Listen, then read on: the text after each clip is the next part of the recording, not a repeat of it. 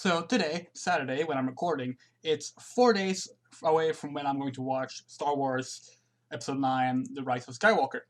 So it's time to do the rewatch. I'm gonna rewatch all of the Star Wars movies, and I figured I might as well, give my thoughts on them, because it's been a while since I rewatched them all.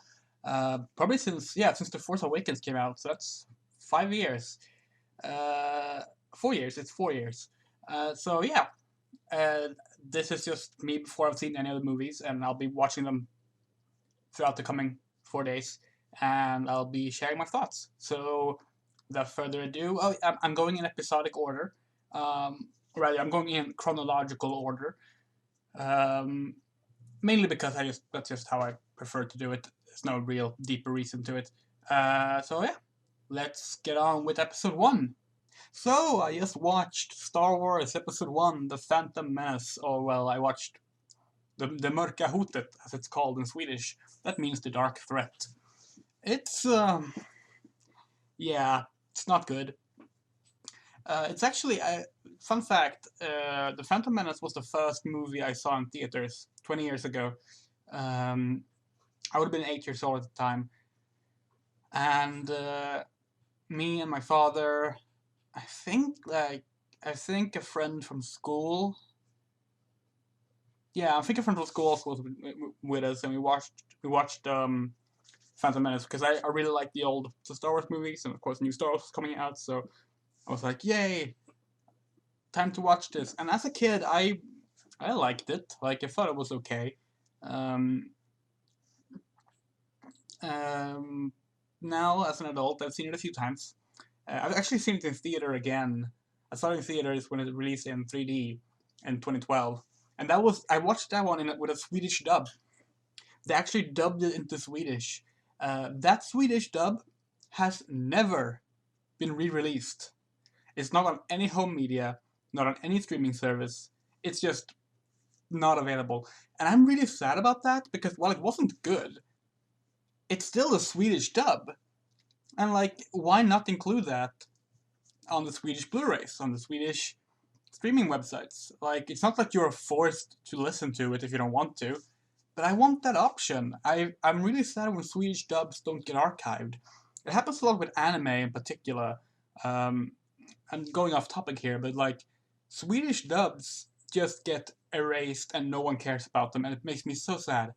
I really hope that when Disney Plus comes to Europe and Sweden, which, who knows when that will be, sometime next year, supposedly. But I hope when that happens that they will include a Swedish dub.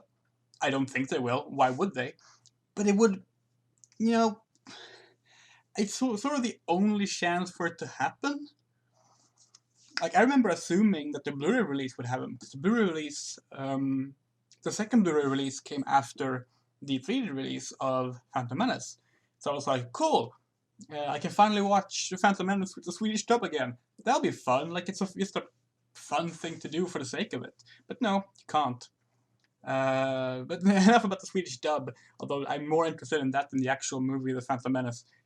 The Phantom Menace is an odd film, because I last watched it in time for The Force Awakens, when I watched all the original 6 movies and some of the cartoons in time for The Force Awakens. And I had a really hard time getting through The Phantom Menace that time, I remember.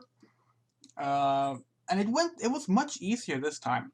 So 4 years later, I'm having an easier time with The Phantom Menace. I don't think it's a better movie now than I did then, but I think the reason I'm able to get through The Phantom Menace way easier is because I've seen Solo and Rogue One.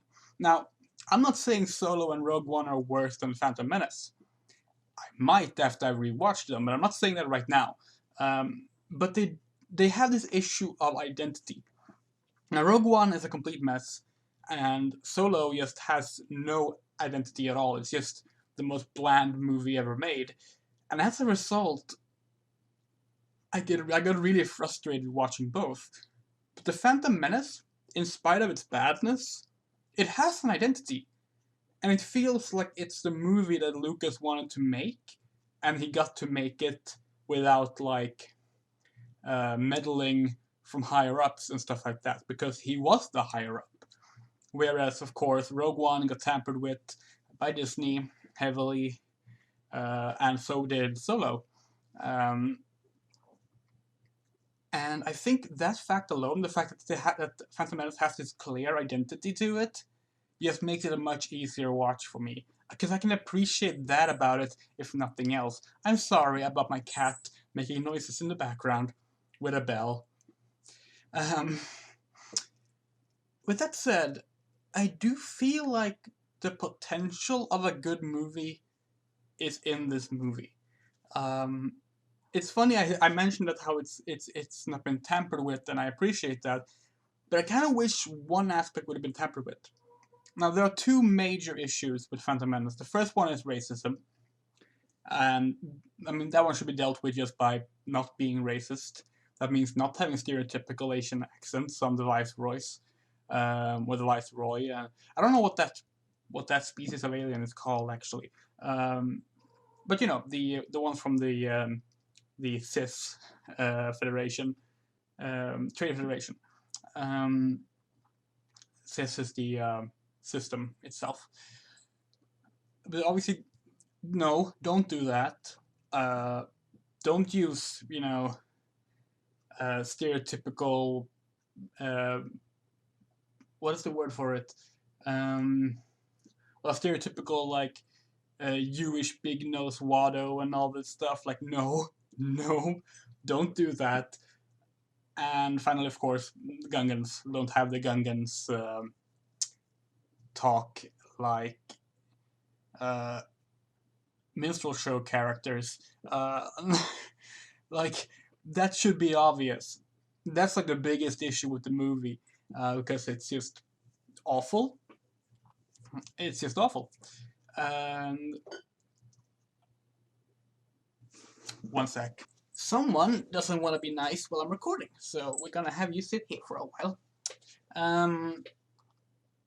The second issue that I feel should have been tampered with, so to say, is the dialogue.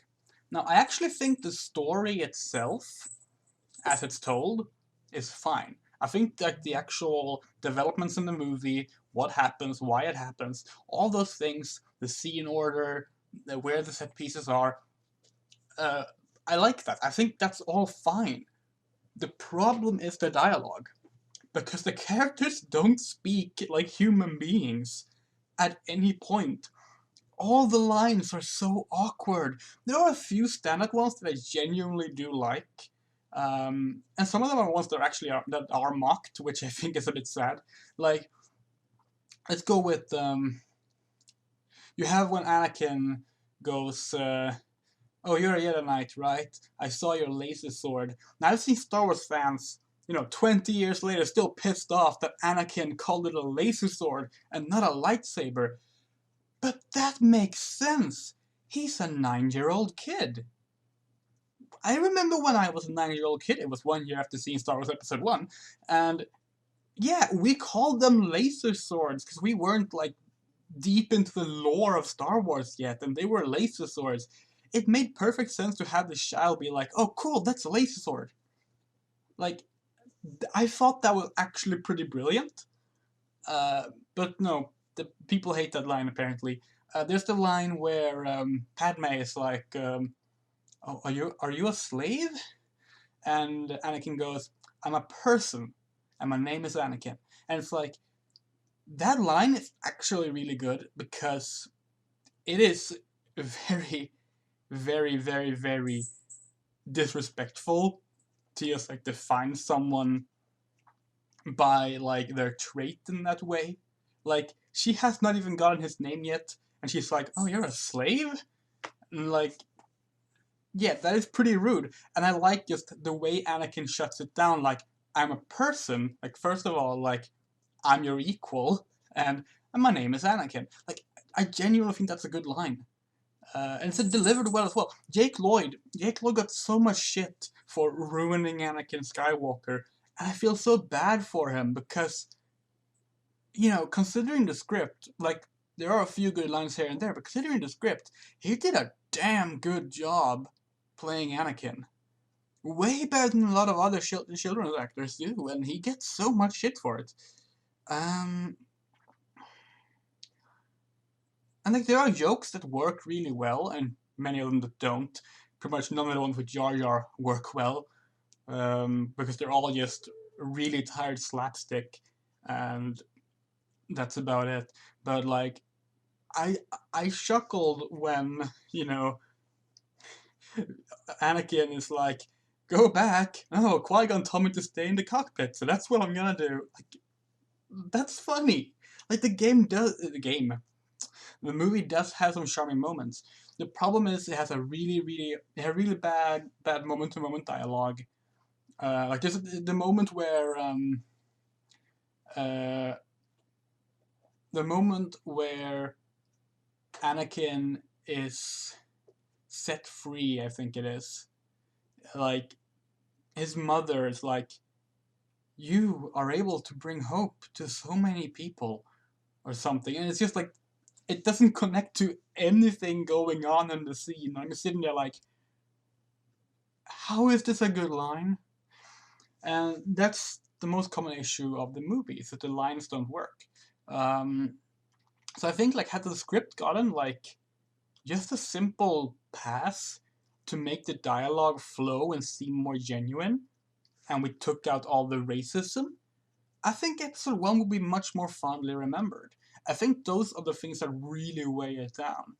Now there are other issues, the over reliance on computer animation that were not really all that great at the time. There are some really good effects, but most of them are, yeah, they're not great. In particular, like the scenes on Naboo during the Gungan versus droid fight, like nothing feels attached to each other.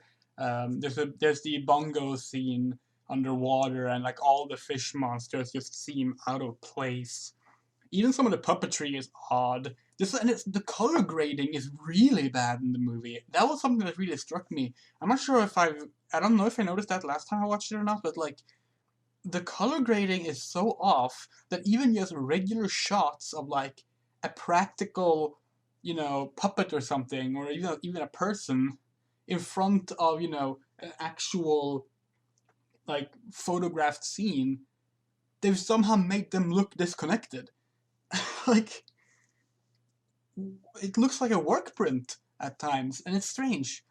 And then there are other times where the effects look really well. The entire pod racing scene is gorgeous, like really gorgeous. It still holds up, and I don't know, it's odd.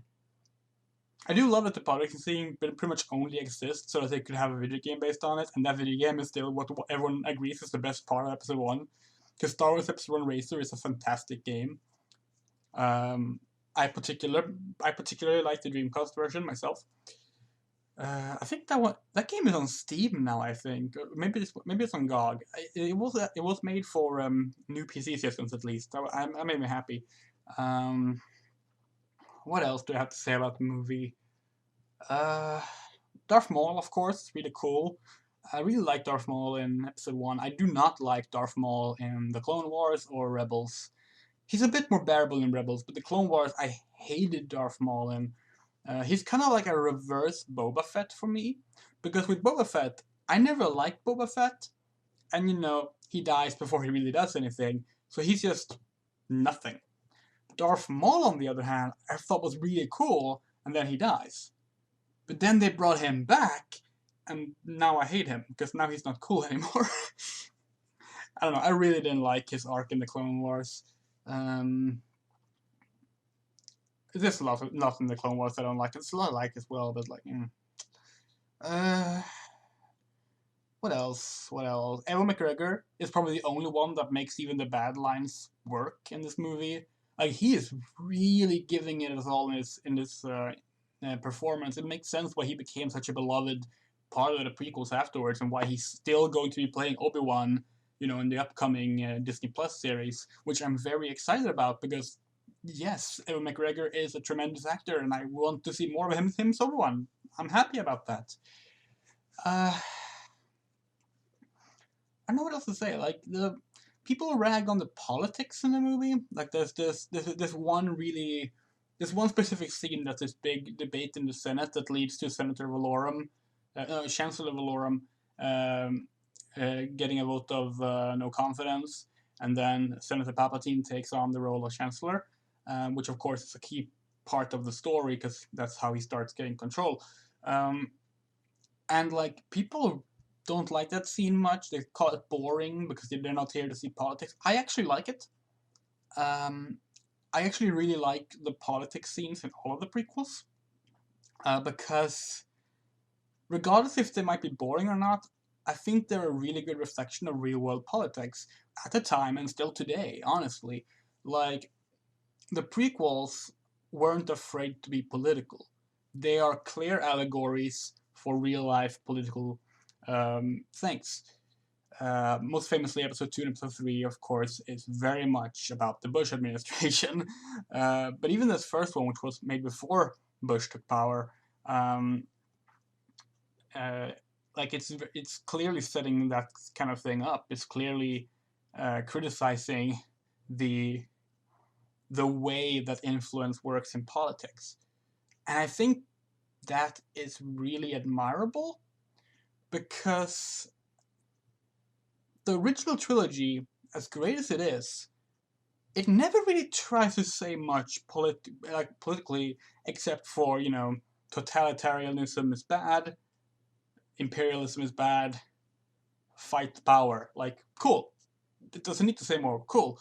But like the prequels try to have a bigger message, and then the sequels just roll back and have less than the original trilogy, and it's just completely just here's a stand-in for Nazis. They're the bad guys. No, they don't actually have an ideology, but oh well. But yeah, I realize I'm coming off as pretty positive on this movie. I need to mention that like I still think it's a bad movie. It is a bad movie. It has good ideas. It has a genuinity to it. Is that a word? Um, but it's still a bad movie, and it's sort of bad in a very disappointing way because there's so much potential in it, and so little that had to be changed to make it good. Like the action scenes are all good. It's the yeah, I don't know. I don't know. Like it's odd. It's a very odd movie. I feel like every time I watch The Phantom Menace, my opinion on it like drastically changes in some way. Um, but that's also like that's very interesting, and that's why I enjoy rewatching things, even things I don't like later on, to see how my feelings on it have changed, or things I noticed this time that I didn't notice last time, and all these sorts of things. Um, I think one of the funniest moments that isn't like meant to be funny though is right at the end of the movie. They have Qui-Gon's funeral, and it's like this really somber and like just very calm scene. Obi-Wan tells Anakin that I will train you, you will become a Jedi. And then he smash cut to the parade on Naboo happening to celebrate peace, and it's like there's no transition at all. It's just like, yes, we're very sad and somber. Like in memory, this like my master is dead. I'm so sad. The party, yeah! And I don't know what they were thinking there. um, Another thing I found interesting was there's a parallel, which was obviously not intended at the time, but there's a parallel in towards the end to Star Wars Rebels. Um, so Obi-Wan is holding Qui-Gon Jinn, and Qui-Gon Jinn is like, his last words before he dies is like, oh, train the boy, he is the chosen one. You know, the chosen one according to the prophecy, blah, blah, blah, blah. And in Star Wars Rebels, when Darth Maul dies, Darth Maul is being held in Obi-Wan's arms, and he asks, the boy, is he the chosen one? Now he's asking that about Luke, but like, and of course Obi-Wan says, yes, he is, and then Darth Maul dies. And I thought that was very interesting that, two people died in Obi-Wan's arms talking about the Chosen One according to this old Jedi prophecy. Like, I wonder if on the Rebel side of things that was deliberate, or if it just turned out that way. I think the final thing I want to talk about is midichlorians. I am so frustrated right now because J.J. Abrams was talking to Polygon or IGN, I don't know, one of the sites about Star Wars, and he said something like, I don't like the midichlorians. Yes, they're a part of the Star Wars lore, of course, but I find the idea of a force that surrounds us and binds us more interesting, something like that. And that frustrated me because the midichlorians does not negate the force that surrounds and binds us. It never did. Like when Qui-Gon explains what midichlorians are, a lot of people took this completely wrong. Because what he says is that midichlorians are a life form, a microscopic life form that lives inside of cells,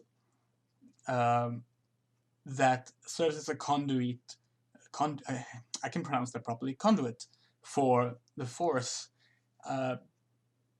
It's not the Force itself. That's still the spiritual, magical thing that surrounds us all. But these midichlorians help us communicate with the Force. And the reason they wanted to specify that, why Lucas wanted to specify that, is because it ties him to Anakin's conception. Because Anakin was conceived through midichlorians.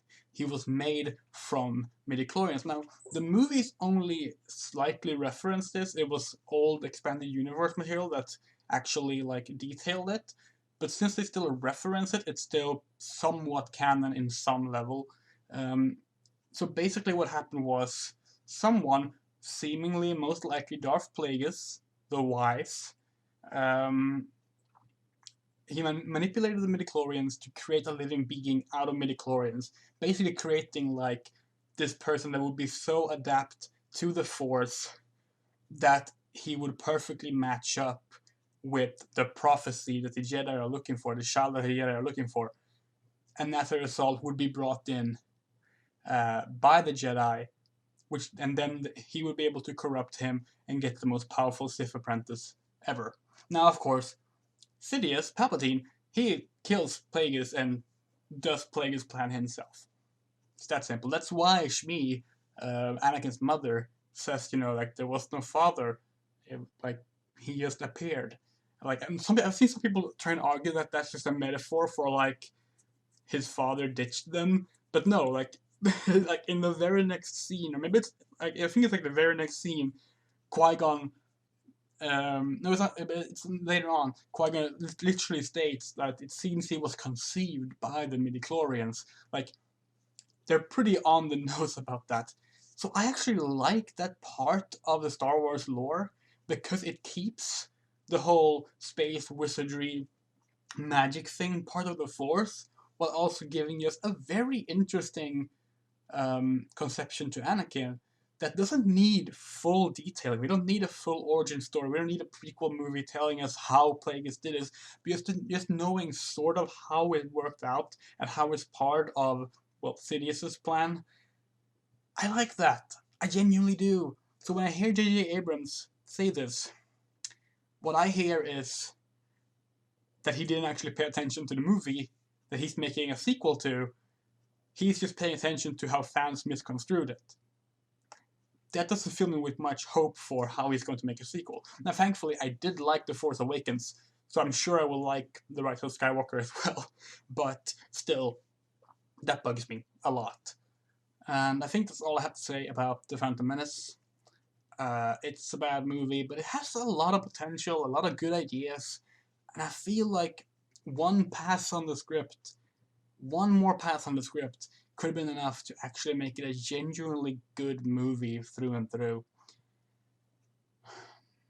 So now it's time to watch Attack of the Clones. Can you tell I look tired?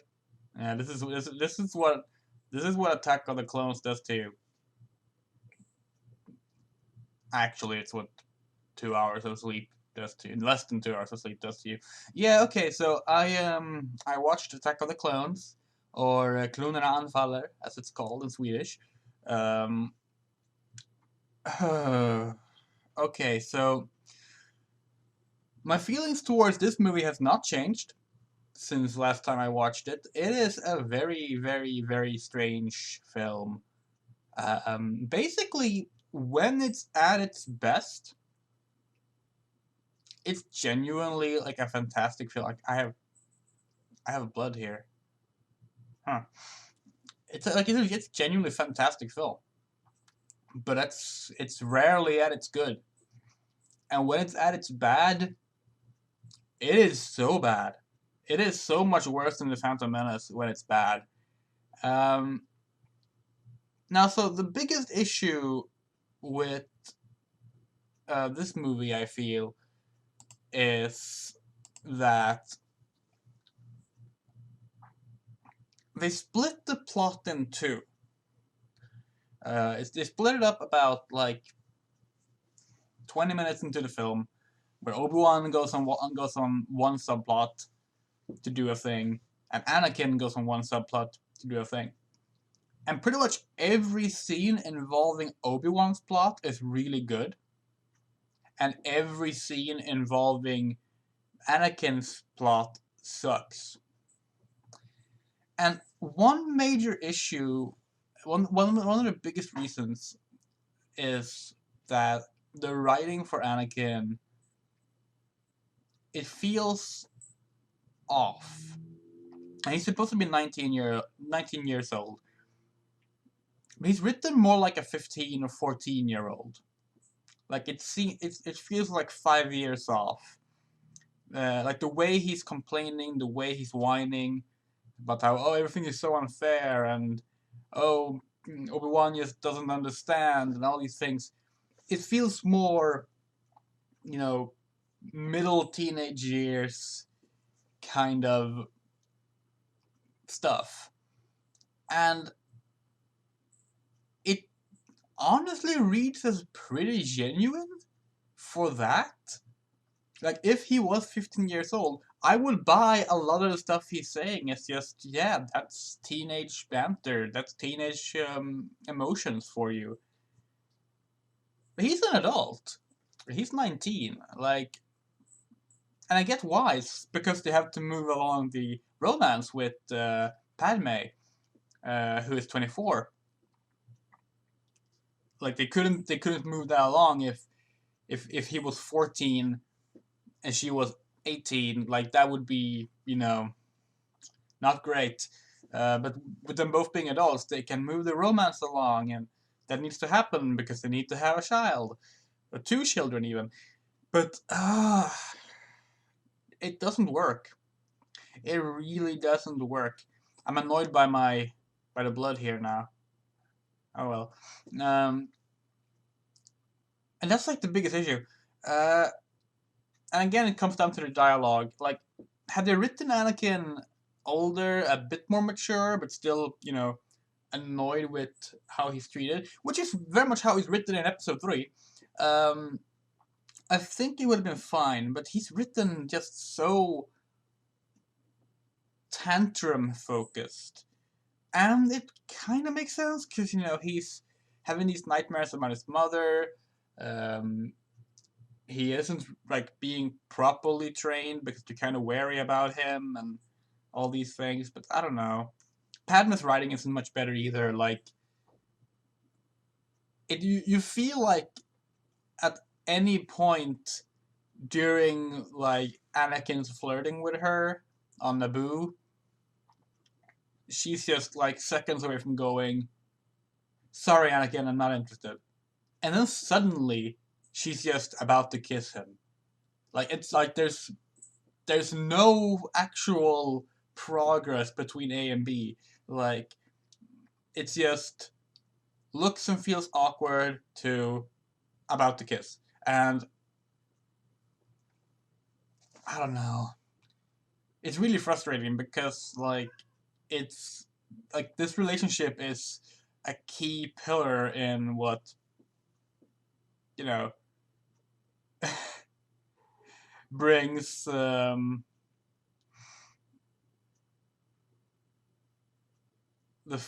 plot forward, and it doesn't work. And then you have the Obi-Wan stuff, and the Obi-Wan stuff is so goddamn good. Like, you're seeing Obi-Wan on his espionage mission to Kamino, and like in the stuff leading up to Kamino as well. It's just genuinely interesting. It's stuff we haven't seen in Star Wars before. It's like you get to see parts of Coruscant we haven't seen before, and like there's new environments, new ideas, new lore. That's actually like just really, really interesting. I have a cat right here. It's trying to drink from my tea. You don't want that. You don't want that. That's a tail. And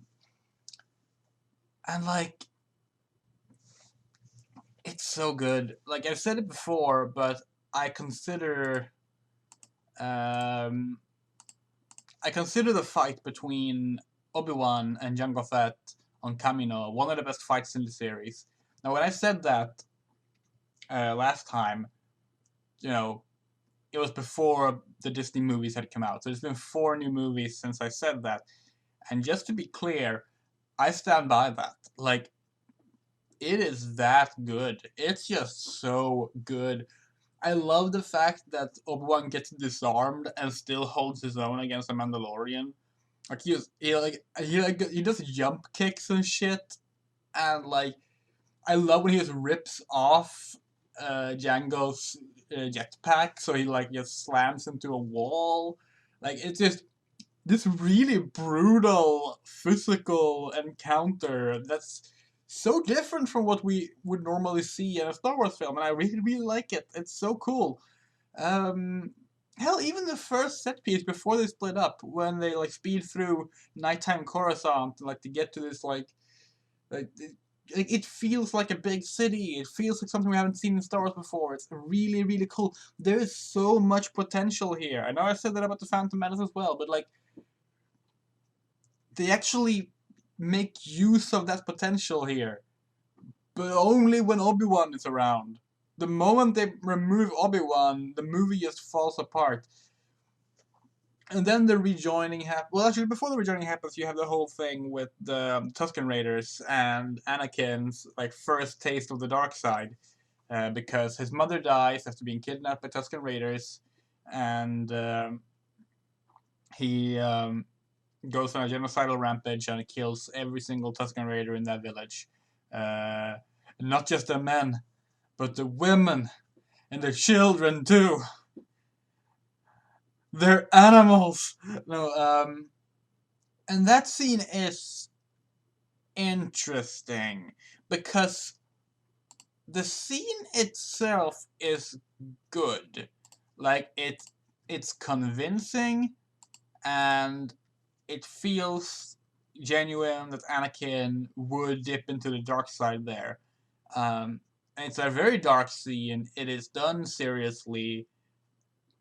Apart from the very awkward moment of where they cut away from Anakin slicing up Tusken Raiders to, I think it's Yoda sensing a disturbance in the Force, and Qui-Gon's voice appears, like saying, "Anakin, no!" And it's like, I get that he's watching because he's a Force ghost, or like he's a Force voice ghost, or whatever, but like, that is such a goofy moment that it really just kind of ruins the darkness of the scene. Um, and I don't know. That's an odd one. That's an odd one. Other than that, like the scene works really well, and I do think the only real issue with it in terms of how dark it is, because it is literally, Anakin going on the genocidal rampage and justifying it because these people, these intelligent life forms, are less than human. Which, that's space racism, if nothing else. And the problem is that he's still going to be a hero for almost an entire movie more. And of course, there's the Clone Wars in between as well. So, like, maybe it's I think maybe this step of evil was a bit much, so far away from his actual villain moment. Um, like his dips into darkness in episode 3 feels like less evil than the Tusken Raider scene. And I get that the Tusken Raider scene is fueled by him just losing his mother, but just, like, objectively speaking of evil actions, slaughtering an entire village, it's a bit worse than, executing Mace Windu because he's about to execute someone without holding a trial. You know? I'm not gonna count him killing the younglings because that's after he's turned to the villain side, the dark side. The evils, but yeah, that's it. That's an odd good scene that just comes too early in Anakin's development. And then the joining up for Geonosis, and you have Christopher Lee, just wonderful Christopher Lee. May he rest in peace. As Count Dooku. That's a fun fact, by the way.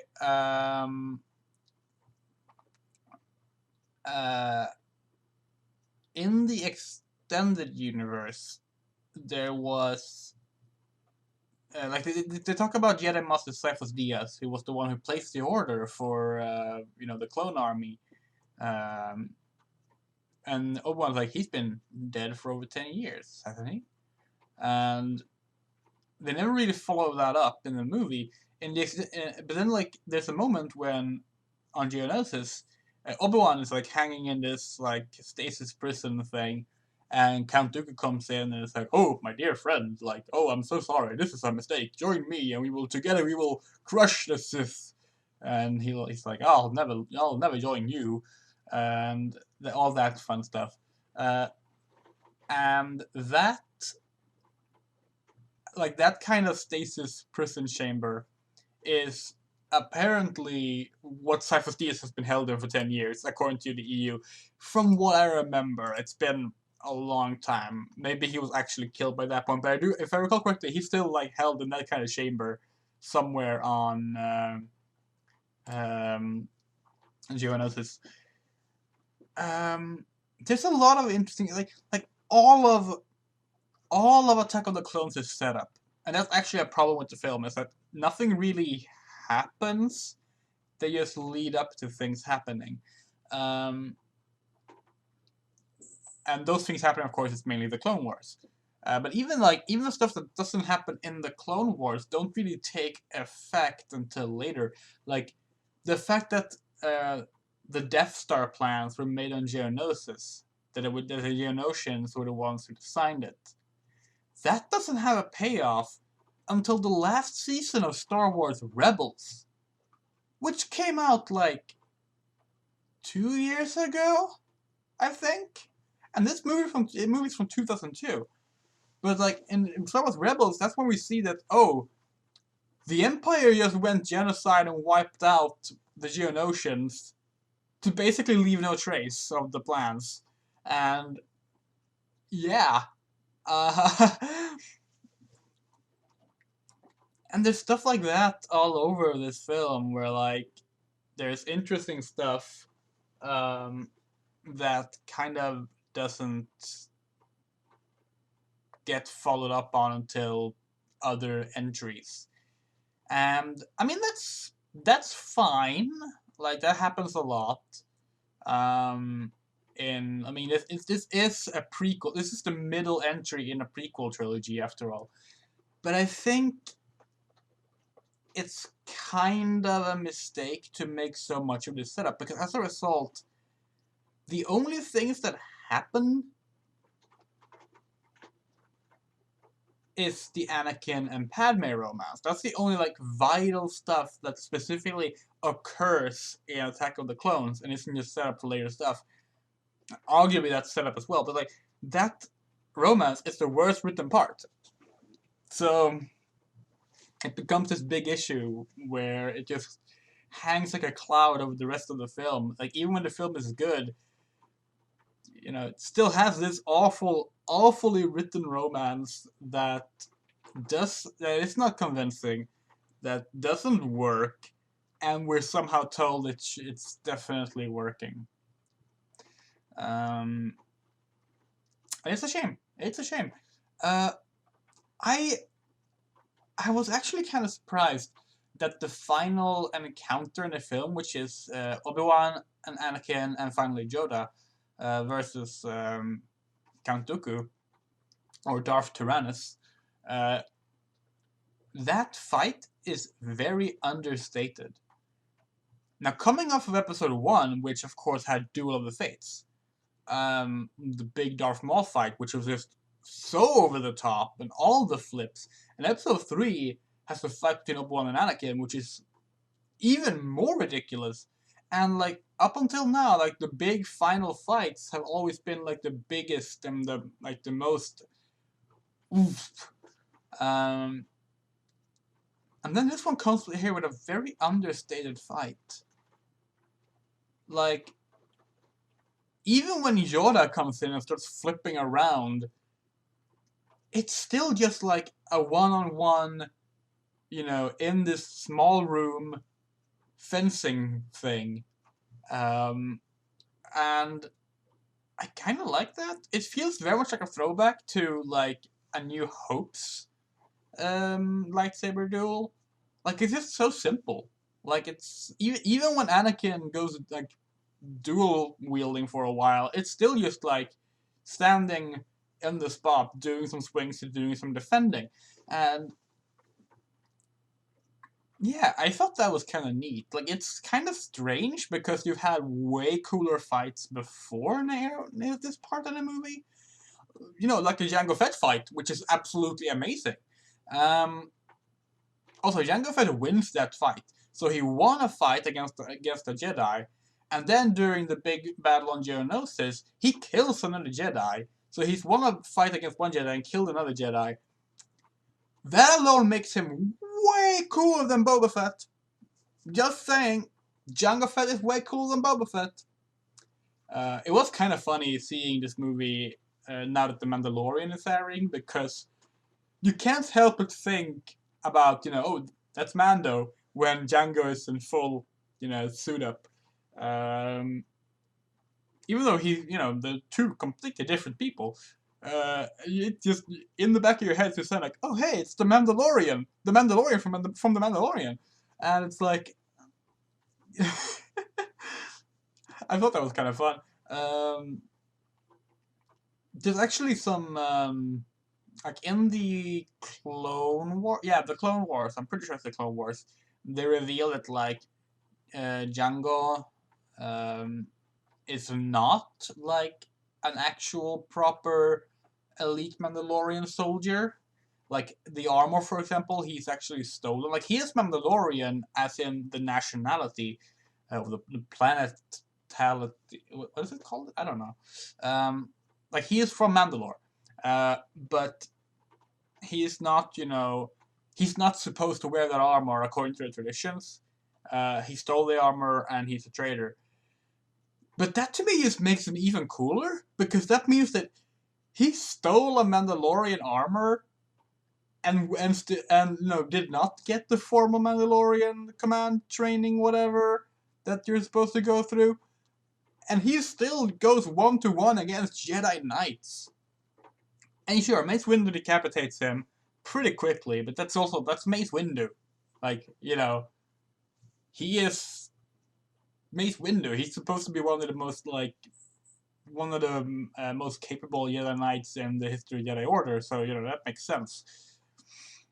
But yeah, I think Jango Fett is cool. It's a shame his game wasn't very good. The Star Wars Bounty Hunter game wasn't very good. And, oh well. It's actually like, there hasn't been a good game where you play as a Mandalorian. Apart from like, you can play as a Mandalorian in multiplayer, and sometimes it's Django or Boba, sometimes it's an unnamed one. But like, you'd think with all the shooters they made for a while, No, they made Republic Commando, where you play as a clone trooper, and they made Bounty Hunter, where you play as Django. That's not it. Like, I guess they were going to, because like Star Wars 1313, which I'm still convinced wouldn't have been good, but that was going to star Boba Fett, which for some reason they were keeping a secret, because I have no idea what LucasArts were doing back then. Yeah. Then the cat is trying to stick her paw and face into like a jar of water, and it's like, she has water. I checked just before I started recording this. What are you doing, you silly cat? You silly cat. Anything else to say about episode 2? CGI Yoda. Okay, technically I actually saw CGI Yoda in episode 1, but this was the actual debut of the CGI Yoda, and that was a big deal at the time, because Yoda had always been a puppet, and now he was going to be 3D CG. I actually think CGI Yoda works pretty well. Much better than a lot of the other CGI aliens. Although actually, episode 2 has an amazing amount of like good practical aliens, some really fun ones. But yeah, I think I'm fine with CGI Yoda. I think that's one of the ones that actually do work. I still prefer puppet Yoda. I love the fact that the Yoda cameo on The Last Jedi was a puppet, and that Baby Yoda is a puppet. Baby Yoda, like, it's just great puppeteering all around.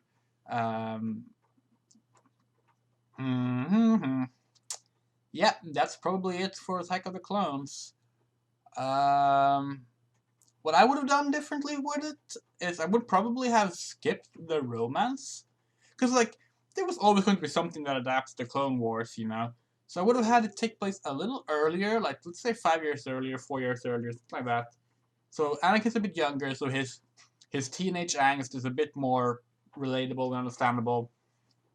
And don't advance the romance between Padme and Anakin just yet. Just have them get closer overall. And then you can have that romance grow during the Clone Wars, which you will be animating as an animated series, and then an animated series again.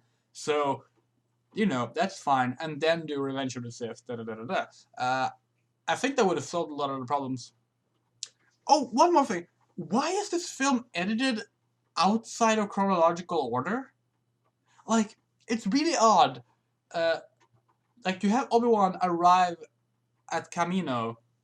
He has a very short meeting with the cloners, and a short meeting with Jango Fett. He goes out to call the Care of the Old Folks home, which is what he calls the Jedi Council. And then he goes to fight Jango who's leaving on the Slave One. And that is clearly something that happens, in an afternoon. Like, that is directly after each other's scenes. Like, there's not a lot of time in between, because these things are happening in quick succession. And these scenes are, like, split up across more than 2 days of Naboo. And Tatooine, I think. And did we leave for Tatooine before that? I'm not sure. But, like, Anakin and Padme, like, spend 2 days of doing things,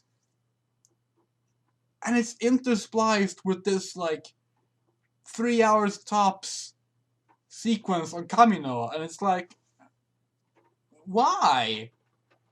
Why do that? Like, I get that you want to split back and forth between the two main characters, but it is so jarring. Oh well.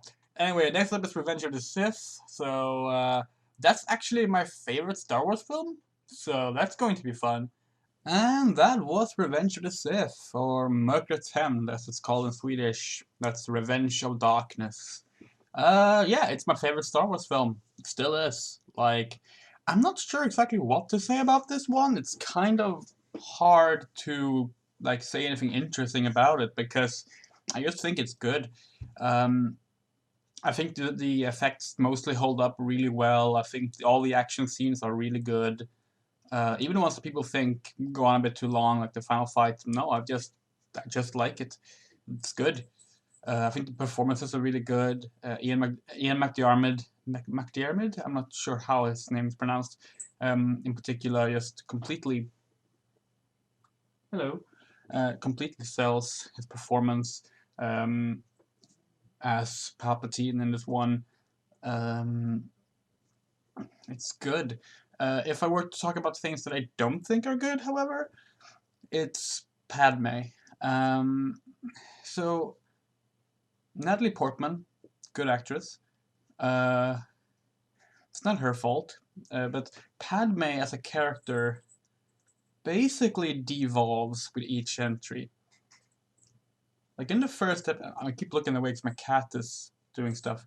In the first episode, she is fairly like self-actualized. She has a goal. She does stuff.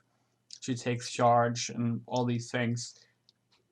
But then in episode 2, she mostly just becomes sort of Anakin's like co like she's just like a supporting cast to Anakin. She still has some ideals of her own and some interesting character stuff, like the fact that she's opposing the Military Creation Act. I think that's what it's called. Basically, the Patriot Act. Um, and of course, that she actually does like fight herself in the final act. But apart from that, she's just kind of tagging along with Anakin. In the third movie, she does nothing. She just sits around and looks as things happen, and then she dies.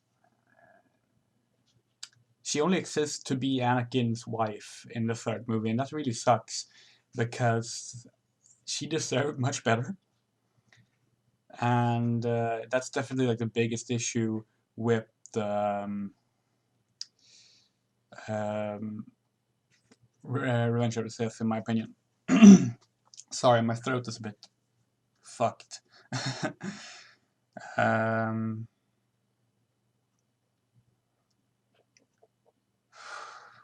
I'm not sure what else to say. Like, I struggle talking because I've talked too much about this movie already, and it's so many different occasions that it's like I'm not sure what I have left to say about it. I just think it's really, really good.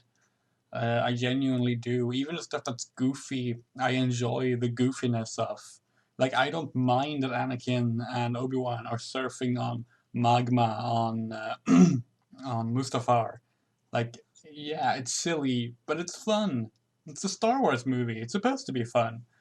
Um, I even think they should have kept some of the sillier scenes. Like, there's a cut scene where, at the start, where Anakin and Obi-Wan are discussing what R2D2 is saying, and like they're talking about what bleeps R2D2 was making, and in that scene, Anakin was supposed to be like, "I'm pretty sure R2D2 noise means up" or something like that, and like the scene is available now. You can watch it as a cut extra, but like they just had R2D2 noises coming out of Anakin's mouth, which makes zero sense. But it was really funny. That was really funny. Like I liked that. Like I don't care if it's not serious. It's just a good time. That's what I want out of Star Wars. Um, yeah, I mean that's about it. I think Anakin's descent into the dark side is really well done. It's convincing. I think Christensen does a really good job as Anakin in this movie. The script is much better than the previous two movies. Like the dialogue actually works. Um, yeah. The standout scene, of course, like the best scene in the film, and everyone agrees with this, is the scene where Palpatine sits down with Anakin and tells him the story of Darth Plagueis the Wise. Like that scene is just so chilling and eerie and great. I love it. Yeah, I don't know. That's about it. I see. Like my opinion on Revenge of the Sith hasn't changed at all. Whereas for the other two movies, my opinion remains mostly the same, but I sort of view them in a somewhat different light. Like the Phantom Menace, I can appreciate because it's very much the you can see like the intent behind it and how it's like it has the heart of its creator in it. Like this was made without any meddling. Like this was what Lucas really wanted to make, and I appreciate that. With Attack of the Clones, you can see really, really good potential ruined by just a few bad mistakes that completely take it apart. Revenge of the Sith is just good. That's about it. Um, and that's this first little batch of Star Wars thoughts. And next up is the midquel duology with the Solo and Rogue One, which I've never rewatched those. I've only seen them once in theater each, so that'll be fun.